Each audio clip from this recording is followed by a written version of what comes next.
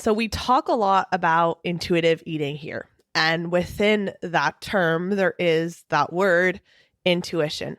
And have you ever considered that the reason that you feel like you can't trust yourself around food, that you can't trust your body, that you feel so disconnected from your needs is because you don't know how to trust your intuition. Our intuition involves everything from food to the choices we make on a daily basis, to the values that we live by and the people we surround ourselves with. And it truly is impossible to live a life in alignment, to become your most authentic self if you are disconnected from that intuition. And so the big question is, how do we get reconnected to it? How do we become our authentic self when no one else is telling us how to do that? So that's exactly what we're going to answer in today's episode. Welcome to the Live Unrestricted podcast, a show where you'll learn how to heal your relationship with food and your body so that you can focus your time and energy on more important things like your personal growth.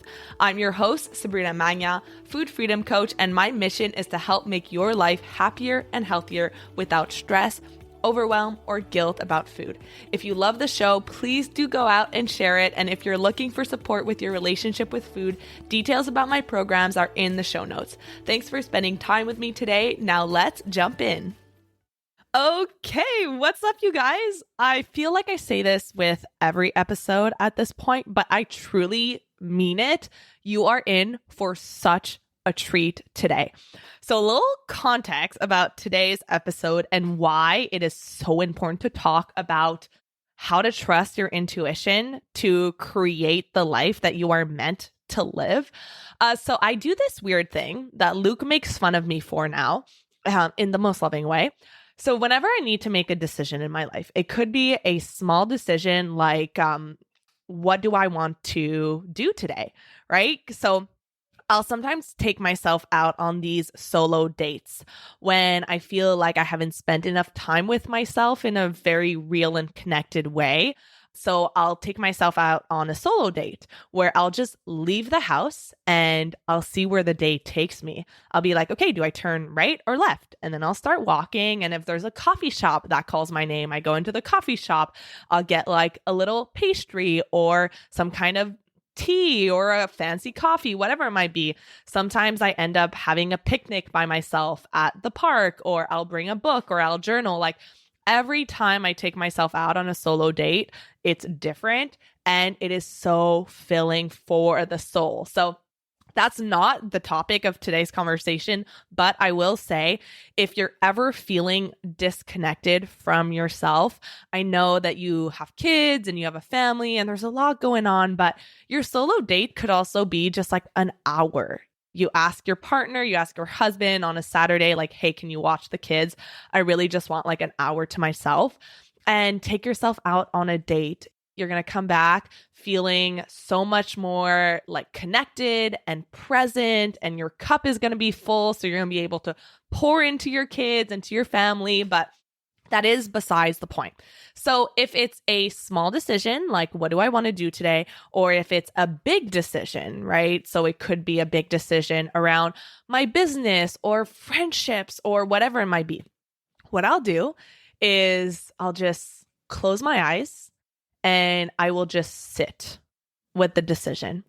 And so Luke will sometimes see me just go straight into my zone, right? So I'll be in my zone. I'll have my eyes closed.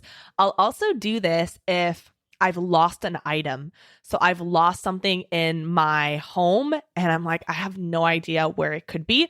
So I'll just close my eyes and I'll do this thing where I'll ask myself, if I was my glasses, where would I be? If I was my earrings, where would I be? And that actually reminds me that I have some earrings that I've lost, which I should do that exercise with. And I'll just close my eyes. And what's so interesting is like 9 times out of 10, I'll get my answer. I'll get my answer about what I want to do that day or what I want to eat or how I want to spend the night. Like I will get an answer. And that 1 out of 10 times that I don't get an answer, it's not that I don't have the answer. It's that I just don't have it yet. And so sometimes it needs to marinate in there, especially if it's a big decision. Sometimes it takes me weeks, even months to get the clarity about what direction I want to take forward. So I also want to say that if you feel like you don't get the answers right away, that's sometimes normal, and you need to give yourself that time to reflect on it, not overthink it, actually just plant the question and then let it come to you. And so I'm talking about this because, especially in the past year, I have been doing a lot of work at not just reconnecting to my intuition, because we're all connected to our intuition, but learning to trust it, learning to take action on the answers that I get, even if it doesn't make complete sense, even if like I don't have any logical explanation as to why I'm getting this nudge to do something or to change something or even to end something. And for the longest time, I had a hard time differentiating between intuition and anxiety. Like, am I just anxious about the worst case scenario? Do I just feel like I need to do this in order to be safe or secure? And being able to take action on those little intuitive nudges and see just the incredible positive ripple effect on my life, especially if I look at where I was 5 years ago versus where I am now.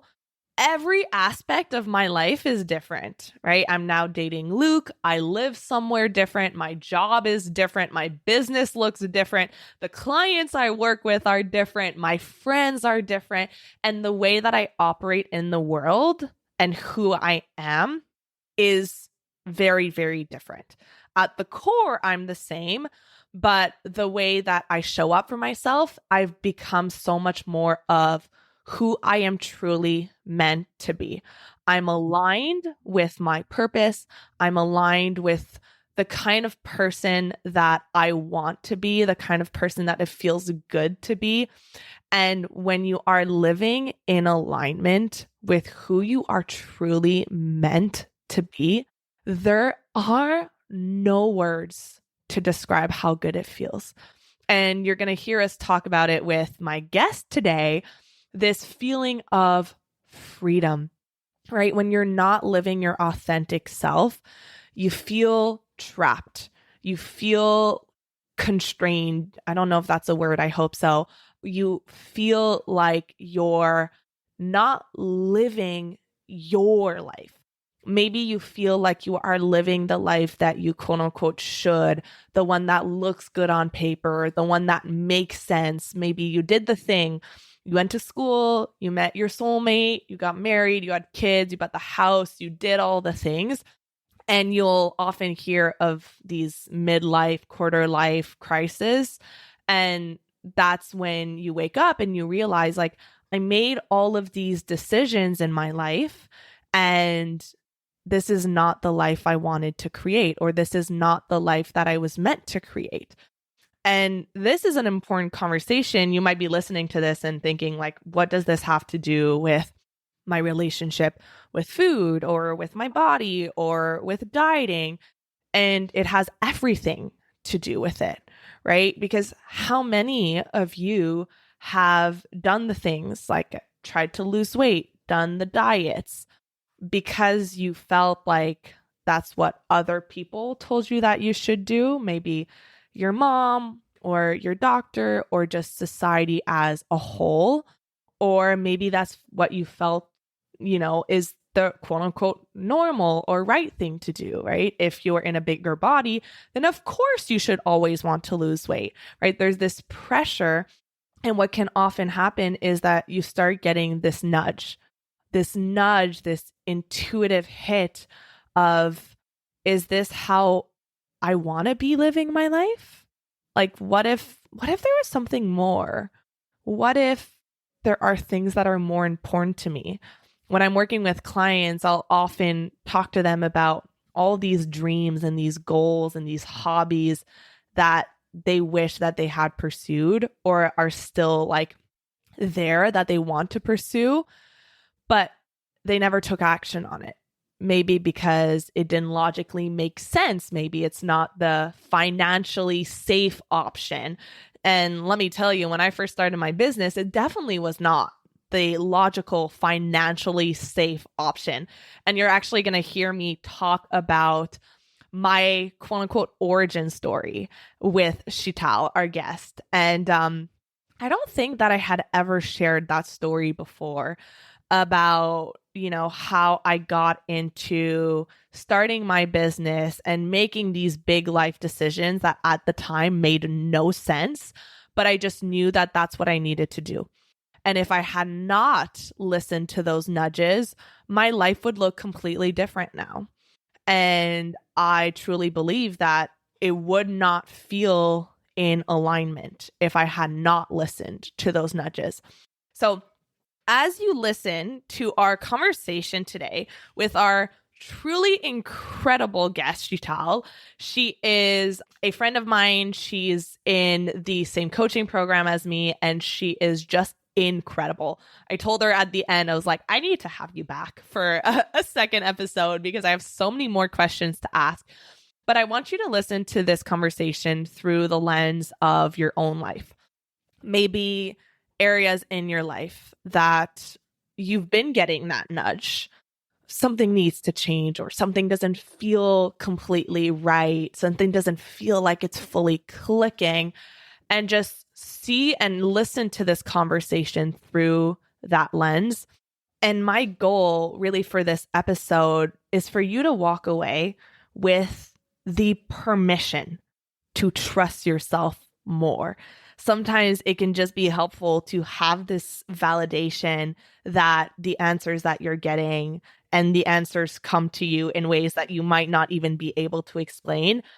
They are valid and they are worth pursuing and getting curious about. So I know that you can't wait. I can't wait to hear my conversation with Sheetal Story and a little bit about Sheetal. She's a spiritual grief support counselor and cosmic alignment strategist and coach. And she specializes in empowering women to trust their intuition, navigate through grief, and embrace difficult life transitions with confidence and clarity. So I love that. I know you're going to love it. So let's get into our conversation. Okay, so I am so excited for our conversation today because this is something, especially in the past year, that has truly changed my life. Like learning how to understand my intuition, how to tap into my intuition, how to trust it in order to make decisions in my personal life, in my relationships, in my business. Like it has truly been life-changing. And so these are concepts that I talk about with my clients all the time because it's so important when it comes to your journey of healing your relationship with food and your body. So let's start by talking about like if you could tell our listeners how their lives might change by taking what they're about to learn today and applying it to their own lives. I love that question. And thank you so much for having me on this beautiful podcast. I love your energy. I'm an energy person. And I think when you start to live life from your soul, before we started, we had kind of this talk about the nudge and what that is. And I think we'll go deeper into it in this session. But there is this learning to live with your true self. When you look at babies when they're born whole, perfect, and pure, right? You don't have to be worthy of anything. You don't have to prove yourself. They're just worthy of everything. And as we grow through life, we stop thinking that, knowing that, we become more attuned to the physical world and forget about the energetic world that we actually just came from, right? Because we are an energetic being living this human experience, and you have an energetic side to you that actually is very capable and aware of everything. You have all the gifts and tools, but when you come into this 3D, you forget about all of that, and you get in to you this programming that comes to you from your family, from society, from your caregivers, your teachers, your friends. So you start to forget who you truly are, your true nature of abundance and intuition and divine knowing. And so I think our real task in our lifetime is to come back to that divine knowing, to unprogram all the parts of us that aren't really us we've taken on, which is challenging because it's identity, and identity is 90% subconscious, which is, part of the work on the psychology side. But we need to have that spiritual side of things. And I think when we start to listen to the nudges within us and what we know we're meant to do, there will be inevitably, which is why I'm also a grief counselor, there's going to be an inevitable kind of shifting away from what you have known to what you feel inside of you is your truth. So until you give yourself permission to live that authentic truth or follow that, it will get louder and louder and louder, nudging you in the direction of your body and what you already have known to be. So there's going to be inherently, when you follow your nudges, there's going to be a point where you're going to say, I'm no longer blind, I'm no longer available to what I have thought or people have kind of projected onto me, or what I thought life was supposed to be up till this point. And I think attuning with your body, because your body is actually your barometer for whether you're on track or you're not, right? If you're eating the right foods, if you're wearing the right clothes for you, right? It's not for society or what the doctor says. It's really about for you. So you'll just notice that your body is actually the barometer of your spirit if you're able to listen to it. But so often we're so programmed to go into the brain and the mind only has so many neurons that go down into the body. The gut actually has more neurons that go up into the brain. So the more we can tune into our body, the more we can listen to our spirit, and the more we quiet our mind, we can do that. So sometimes it feels really awful to do that because your brain has been so programmed and so safe. Your brain's only job is to keep you safe. That's it. So whatever that is for you, whatever you have perceived safety to be, and if trauma in your past is safety, if you come from a really traumatic household, then that could be deemed as safe. So even your brain's not like really trustworthy when you think about it. And you're only creating from the past because that's what is known. But your body has an intelligence to keep you alive. And if you listen to your body, it's actually your vessel. We call it your skin car in my spiritual circles, where it's just your vessel that holds you in this time, in this lifetime, to have the experience you want to have.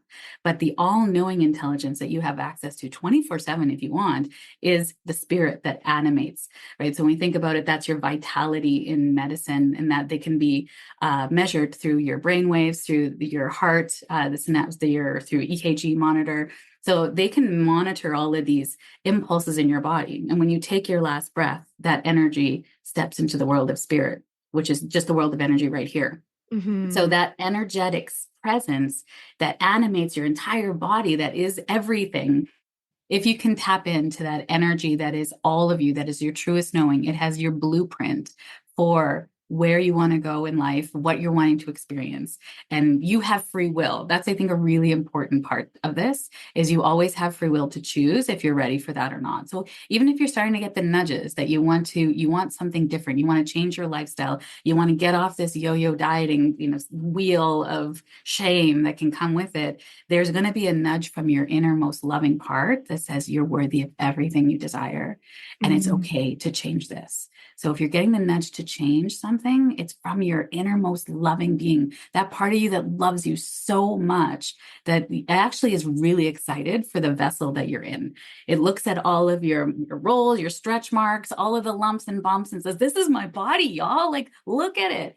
So sometimes when I feel it a little down about maybe things have changed and shifted in me, especially as I get older, I shift into soul view and I look at myself through the soul lens, and I just feel love for this vessel, that I still have ableness, that I can do things, I can travel, I can enjoy life, hug my kids, and I start to go into gratitude for what this body can do versus the comparison that's actually of the mind. Your spirit does not have comparison. Wow. Okay, so let's unpack. I took so many notes that I want to touch on. So where I would really love to start is, this topic of intuition. For the longest time, I thought only a few people, like only some people, had that intuitive gift. And was it Steve Jobs that has this quote that's like, you can't connect the dots forward, you can only connect the dots looking back? And I look at my life and I look at some of the choices that I made in my life. And for context, when I was deep in my eating disorder, I started getting that nudge. It must have been, 7 years ago, 8 years ago. I started getting that nudge of this isn't right. Like, this doesn't feel good. I was doing all of these things. I was counting my calories. I was over exercising. I was trying to lose weight because I thought that it would make me feel some type of way. I thought it would make me feel successful or loved, and the compliments would really like make me feel whole. And it started like gently nudging me inside of, you were doing all these things for a certain reason, but you're not experiencing those things. And it got to a point where it was really a turning point. I had this intuitive nudge of, you need to go to Italy this summer and you need to expose yourself to all of your fears. You need to get uncomfortable. You need to get out of your environment. And at that time, like, I can't explain why I felt that way. Like, there was no logical reason why I should do something that was so anxiety inducing for me. But there was like this inner knowing of, this is what you need to do. And that was the beginning of my healing journey that lasted for years afterwards. It wasn't like one summer, come back, I'm completely healed. But what was interesting is then I came back from that summer. And at the time I was studying, I was in university. I was going into my last year of university in financial math and economics. And when I came back from the trip, I was working at the government in like an office job. And they actually had to let me go because they didn't have the budget for students anymore. And I felt like it was such an easy job. I didn't have to do much and I got paid a lot of money and I got to study for my exams while I was at work. And so I saw this as like, oh, now I have to find a new job. Like, this is going to be so annoying. I hate job hunting. And I was like bringing my resume to all these restaurants because, again, I had this nudge of, you need to work at a restaurant. I had never worked at a restaurant before, but I just felt this nudge, you need to work at a restaurant. So I started applying at all of these restaurants and I got like 2 or 3 job offers as a host. And then there was one day I was walking around downtown and there's this one restaurant in Canada called The Keg. It's like this steakhouse and it's a high-end restaurant, and I didn't think that they would hire anyone who's never worked in a restaurant before. Like, I thought they would just hire through experience. But I had one resume left on me. And so I was like, you know what? I'm here. It's literally down the street. So I'll bring in my resume. And I bring it in, and I ended up getting a job as a server on the spot. And I couldn't believe it. I was like, this is like a high-end restaurant. You make a lot of money working there. And it's a really great staff. So I end up working there. And my very first shift there, this is like one of those moments where you can see there is something that you cannot explain in this universe. Because my very first shift there, the last table that came in wasn't supposed to be mine. I was supposed to be cut. I was supposed to go home. But I had this nudge of, you need to serve them. And I didn't know why. I was so tired. I just wanted to go home, but I was like, you need to serve them. So I'm serving them, and it's 4 businessmen and 1 woman. And they're so nice to me all night. They're complimenting me on how good I'm doing as my first shift on my own as a server. And I come to find out by the end of the night that they just came back from a Tony Robbins conference. And I'm talking to the one woman who's there at the end of the night, and she looks at me. I literally have chills every time I think of this story. I don't think I've ever shared it on the podcast, but she looks at me and goes, Sabrina, you're going to do something really important with your life. And at that time, I was studying financial math. Like, I didn't know what that meant, but I go home and I look her up on Facebook, and she's a health coach. And I had never heard of health coaching at that time, but it was like when I saw those 2 words, there was this light bulb that went off in my mind. And it was like, this is your path. I can't explain it. I don't know how you're going to do it. I don't know what that's going to look like, but it was like immediately made the decision, I'm going to start my own business and I'm going to be a health coach. And that was obviously the beginning of the journey of where I am now.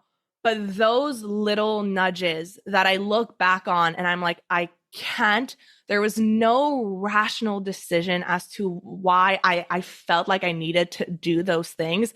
But I look back on it and I'm like, yeah, of course that was your intuition.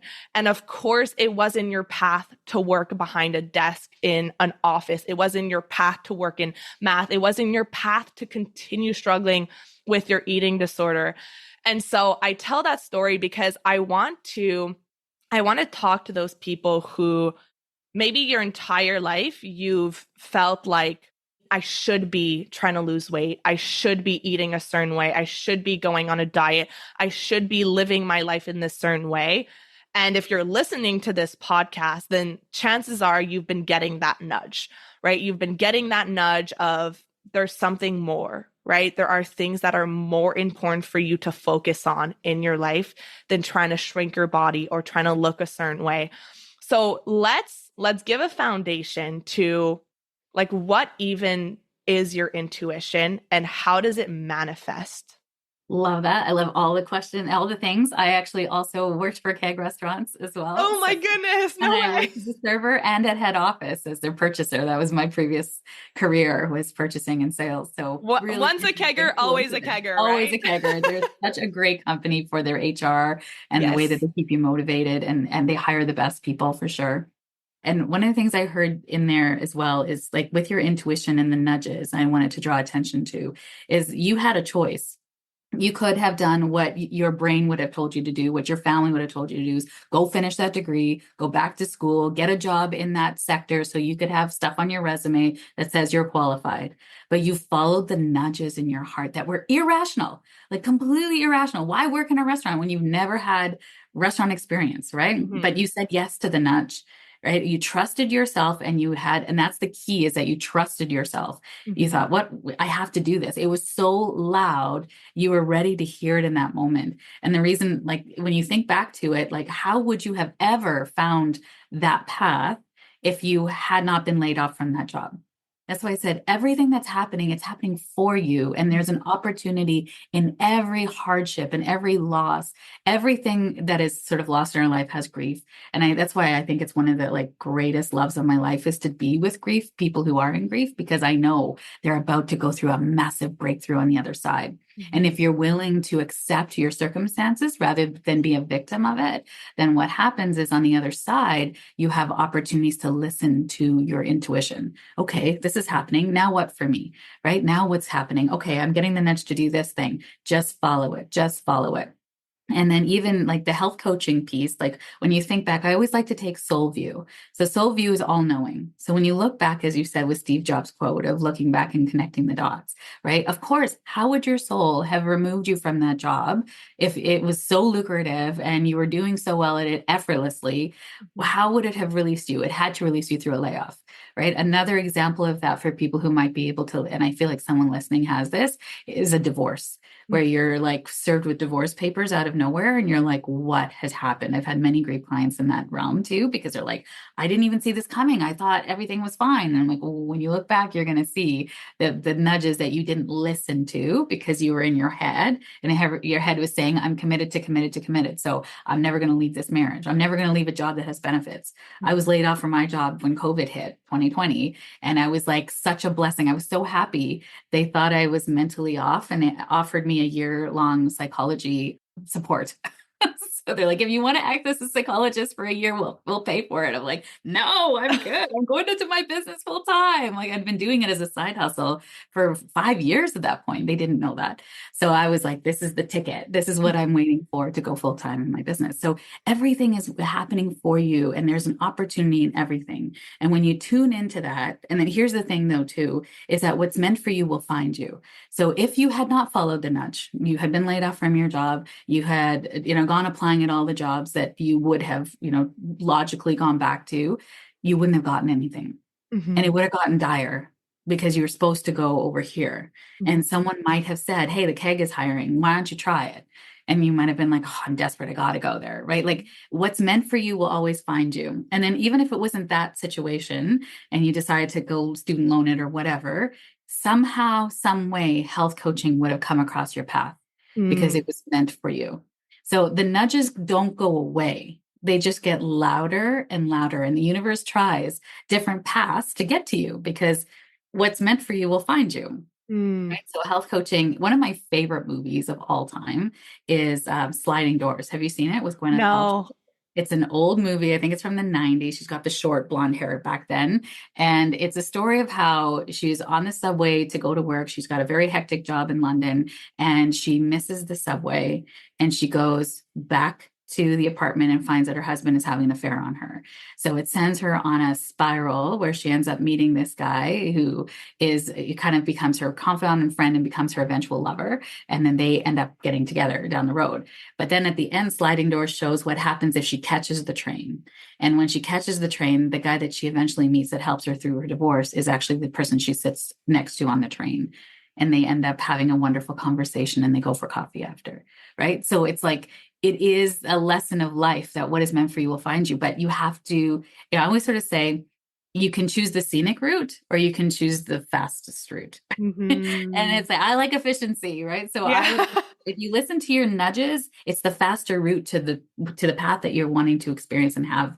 And it's a good life, right? Your Yeah. intuition is always guiding you towards your highest evolution.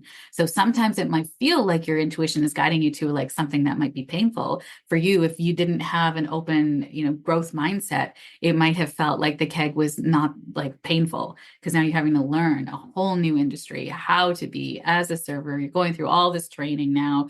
And it can be, the restaurant industry is actually very fun. I mean, I'm biased because I come from it myself. But it is hard.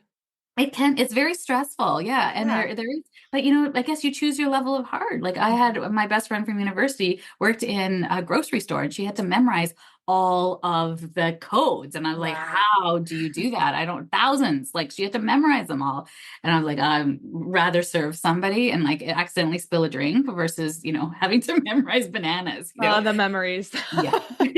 So those nudges always lead you in the right direction. And it feels different for everybody because we feel our intuition in different ways. So I'm a human design reader. So in human design, which is based on your birth time and the astrology and chakra system, I Ching, the Kabbalah, it actually will tell you how you feel your intuition. There's 7 different ways that you can feel your intuition. And then in spirituality, there's 5 different psychic senses, which are equivalent to our actual senses. So we can be clairvoyant, meaning we can see images, or we kind of see visuals, or something catches our eye visually. Then we have a sense of just knowing. It's called claircognizance, where we just know what we need to do. We don't know why we know. We don't have any logical reason why we know. We just know what we know, right? Then we sense it in the body. That's clairsentience, where if you're empathic or as like a sensitive and you feel things in your body will tell you if it's a yes or a no. That's called a gut reaction in human design. And then there is hearing, which is wild because if you're a hearer, one of our collective coaches, Jenny, is a clairaudient. So she hears things very clearly. She'll hear names, she'll hear nudges of where to go. She'll just hear what is meant for her. And you might even hear things in music. Some of my clairaudient students are very, very, like they get a lot from music. So they'll hear messages in music, or they'll thinking of a loved one and then that music will play and they're like, oh, okay, that's from my loved one. And there's 2 others that are a little bit more not as strong, is a sense of smell. So you can smell, like if you're needing to go in the right direction, whenever I'm not supposed to be somewhere, it smells really off. Like I Interesting. just know that I'm not supposed to be there. And then the other one is clair tasting, which is like you just taste things as like a yes or a no, which is strange. Yeah. It's not one that I have, but I'm very clairvoyant. So I get a lot of images and I'm claircognizant, meaning I just know what I need to do. And Yeah. so you just like, even that trying to explain it to people, hard, right? Hard. In human design, there's another kind of intuition, and it's talking it out with someone. You need that sounding board to kind of just hear what needs to be said, and then you make your decision.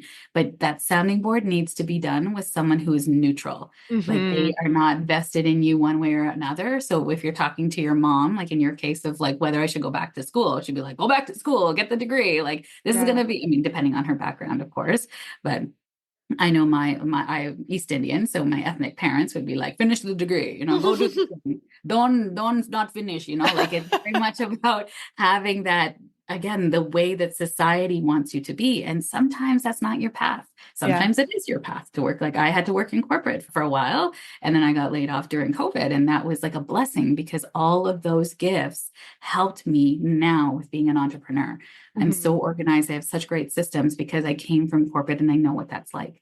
So Yeah. everything that's happening in your life is giving you a gift if you can see it. So even your eating disorder will give you a gift of knowing something that, and you're experiencing some part of your life in a way that now will give you a gift of knowledge or supporting other people, Mhm. knowing that you don't want to live like that anymore. Like that's even a wonderful gift, right? Of like, no, having trust in yourself and your body.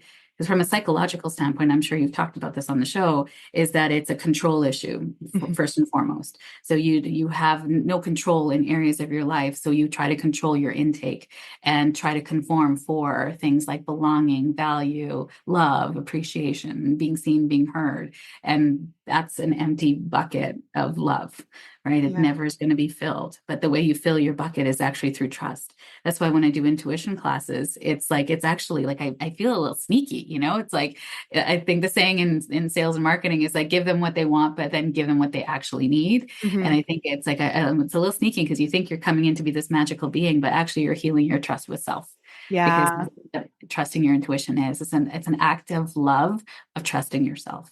Yeah. And I'm so glad you're talking about self-trust because this was one of the biggest things that women who their entire lives have been told not to trust themselves, not to trust their bodies, not to trust their decisions, not to trust their ability to make their food decisions.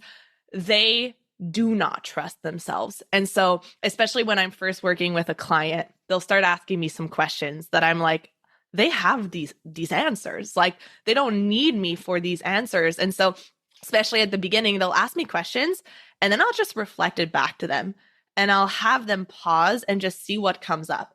And what they'll notice is that, oh, okay, there's some answers coming up. But because they're doing it in a space where there's an expert, there's someone that can validate and say, hey, see, you have those answers.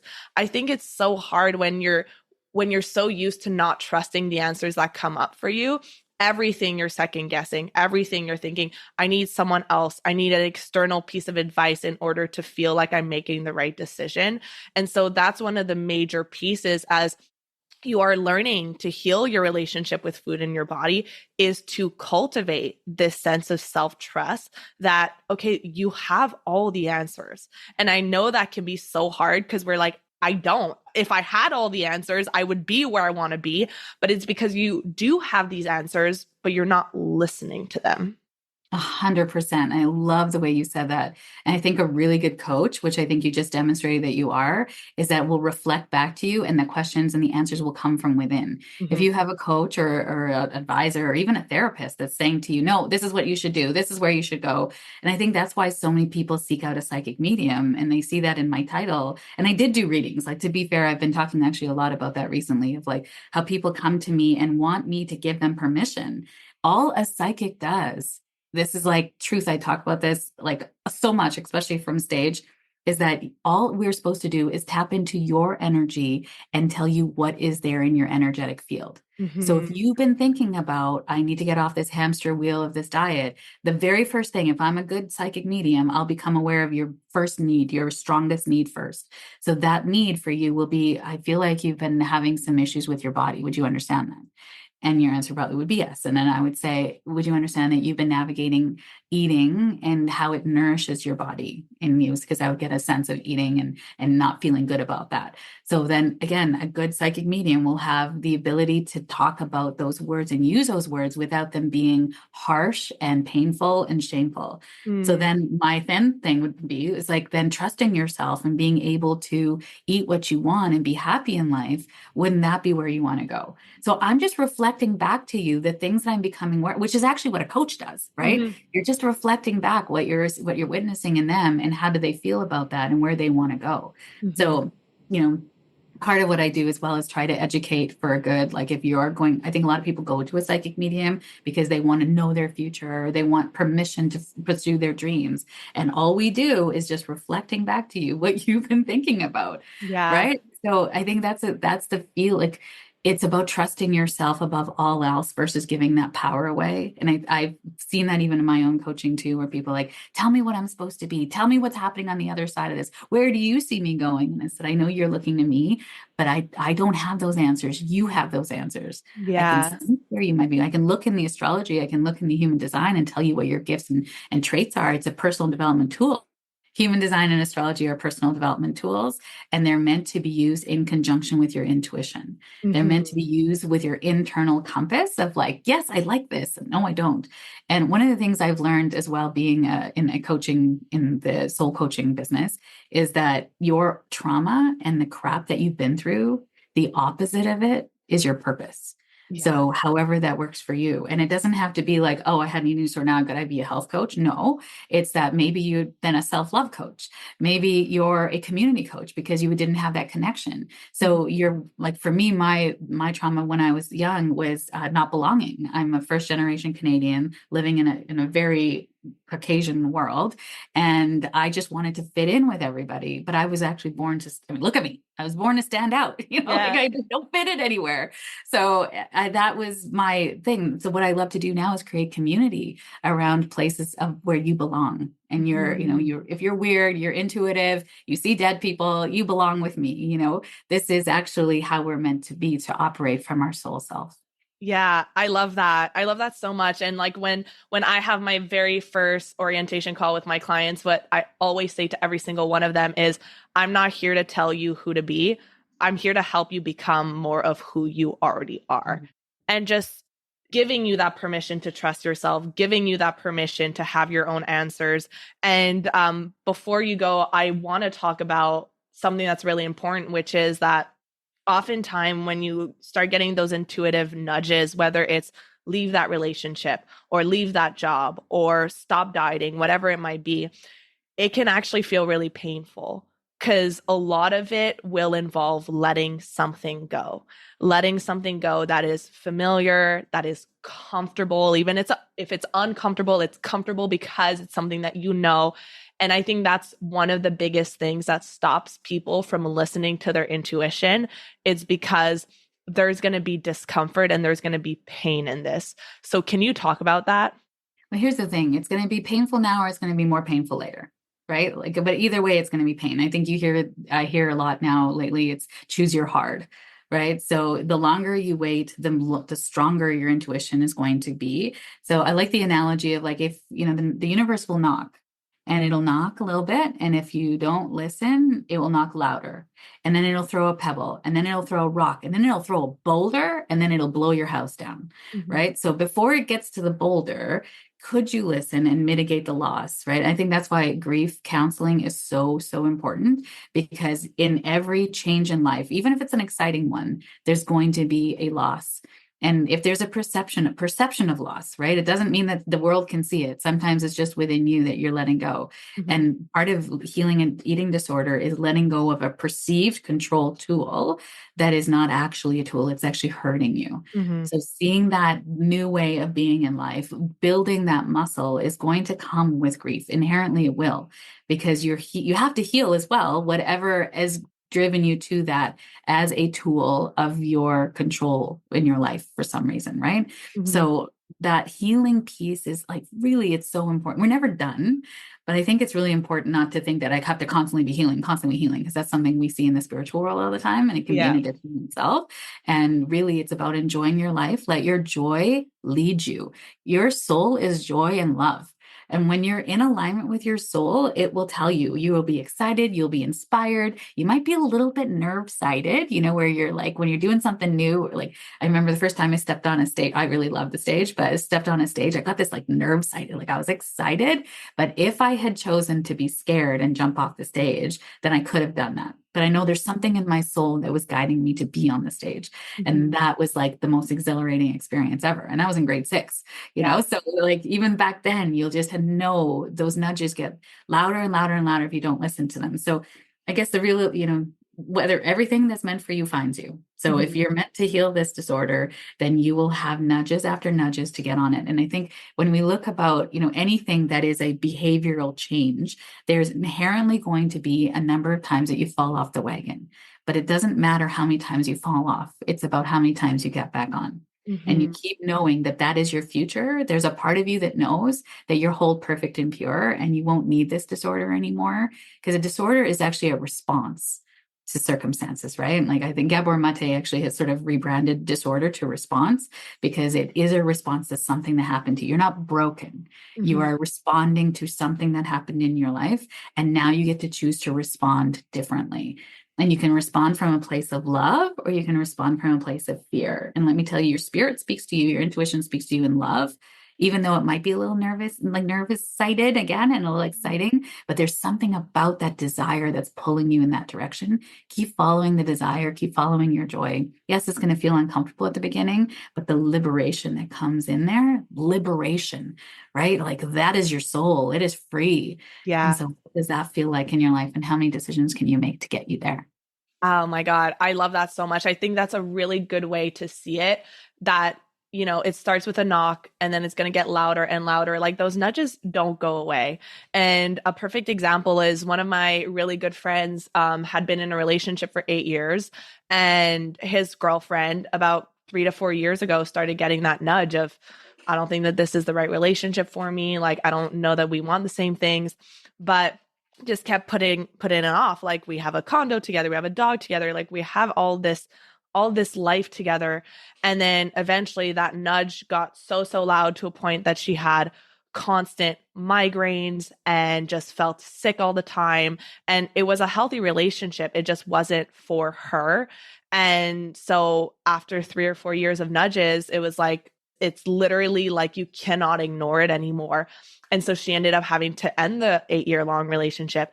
And it was really, really hard to see. Like, it was a messy breakup. There was a lot of pain that could have been not necessarily avoided, but reduced had it been done when the nudges first started knocking on the door. So it's like, it's either now or it's later. It's not now or never.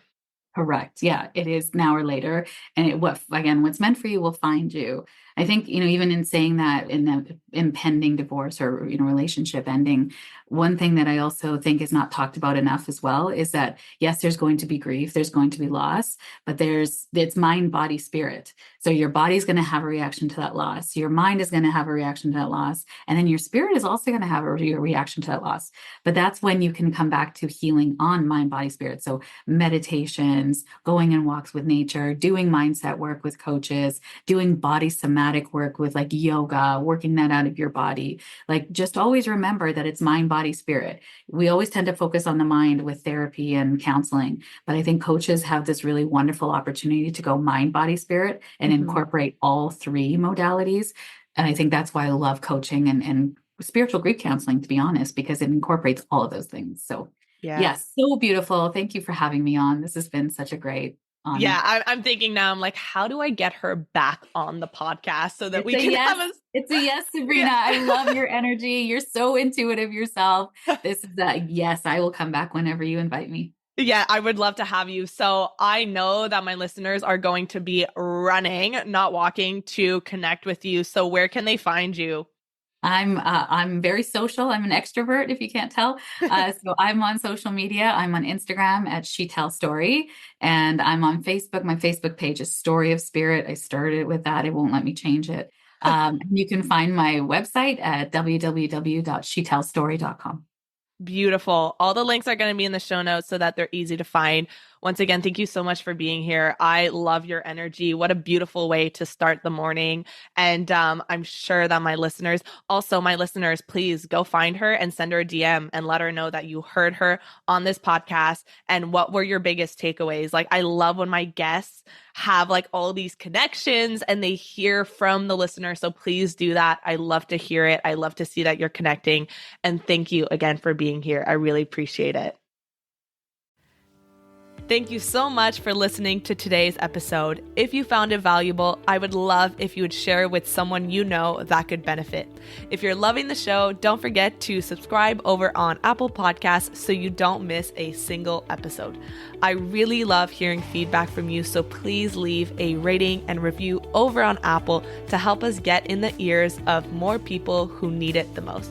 Finally, come hang out with me on Instagram at Sabrina Magna Health for more educational content and get up close and personal with me.